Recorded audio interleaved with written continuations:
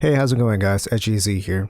I want to first thank Warner Bros. For sending me a press screening a week early before the worldwide release of the film. I was able to bring one other person with me, and both my friend and I have never done this before. So thank you, Warner Bros. Alright, so now onto the review. This review will have my biased opinion of the film with some analysis.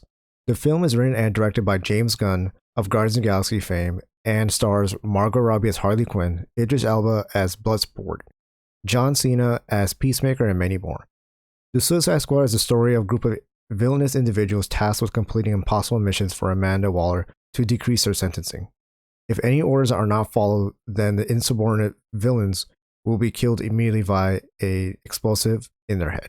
The mission goes not as planned, and the Suicide Squad must adapt to the situation to complete their mission. Now, the question is this the best DCEU film to date? In my personal opinion, I believe it is not.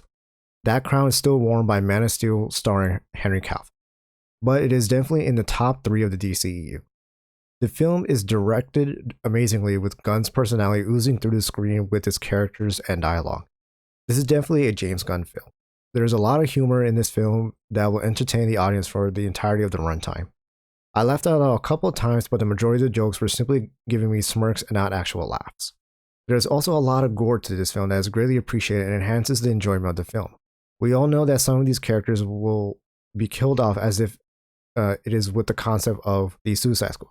So it's very interesting and surprising of who is killed off and how. Honestly, I think that Warner Bros. Should dip their toes a little bit more within the R-rating spectrum. This film and The Joker are great examples of Warner Bros. Testing the waters with the rating.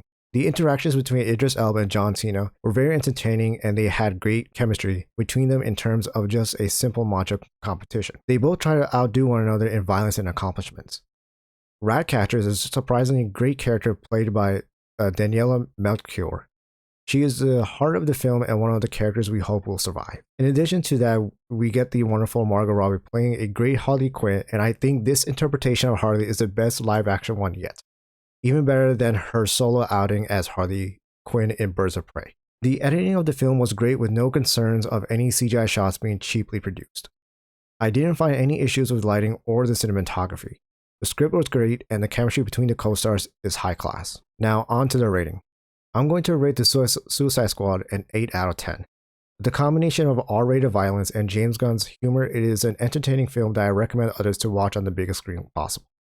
The surprising deaths, character camaraderie, comedy, and gore is a great change to the usual DCEU dark color palette.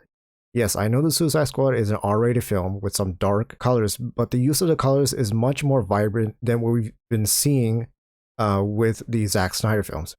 I hope to revisit some of these characters led by James Gunn in the future, and that is my review of the Suicide Squad by James Gunn. Please like, comment, share, and subscribe, and provide us with any feedback, and look forward to more film reviews in the future. Thanks.